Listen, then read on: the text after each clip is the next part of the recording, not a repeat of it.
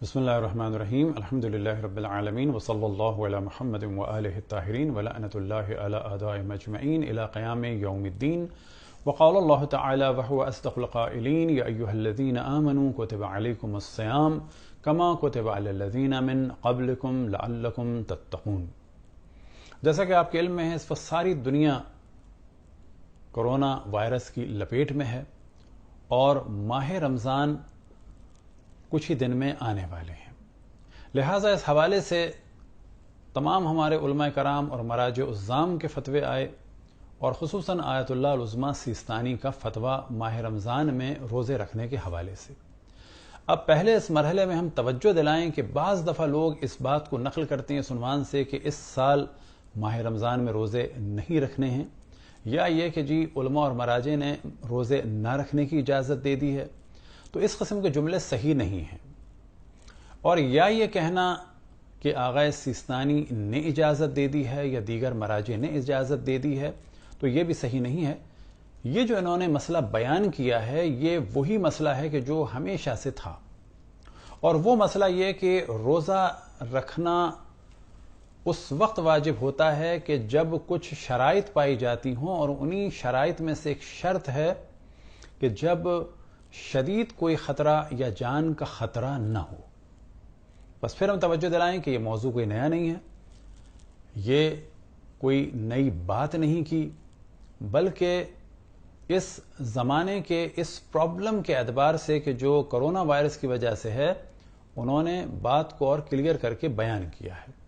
بس اصل موضوع یہ ہے کہ جو ان سے سوال کیا گیا وہ حرف بحرف تو آپ کے سامنے نہیں پڑھتے لیکن اس کا لب و لباب بیان کر دیتے ہیں. وہ یہ کہ سوال کیا گیا کہ عام طور پر ڈاکٹر حضرات کہتے ہیں کہ اگر گلا خشک ہو تو کرونا وائرس سانس کے ذریعے سے پھیپھڑوں تک جلدی پہنچ جاتا ہے، لہٰذا گلے کو تر رکھا جائے. اور جیسا کہ آپ کے علم میں ہے کہ ماہ رمضان میں روزے کے عالم میں ناک اور منہ دونوں خشک ہوں گے،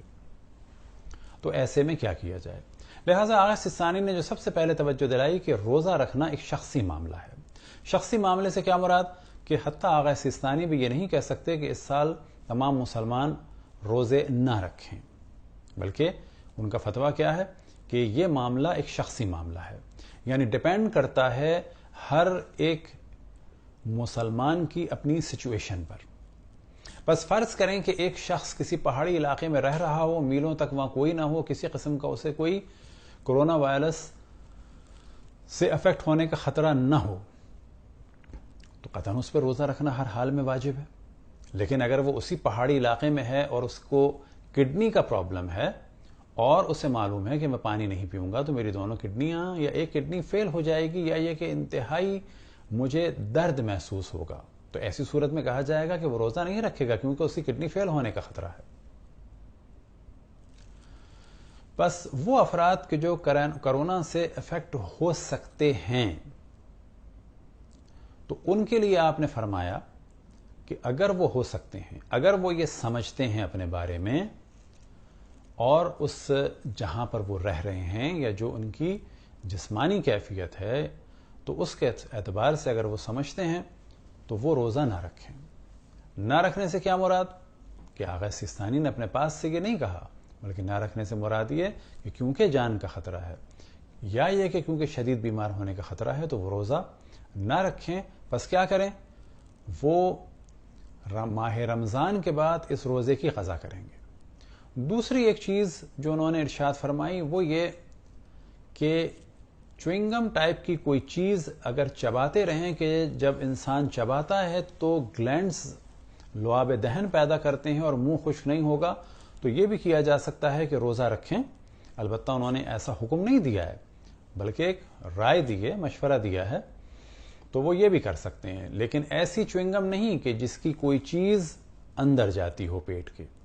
بلکہ ایسے سمجھ لیں کوئی ربر ٹائپ کی چیز ہو، کچھ ہو جو آپ چبا رہے ہیں جس سے آپ گلینڈز کام کر رہے ہیں اور منہ خشک نہیں ہو رہا،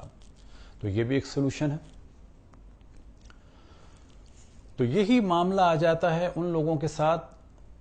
کہ جو عام حالات میں بھی بہت ہی کمزور ہوتے ہیں،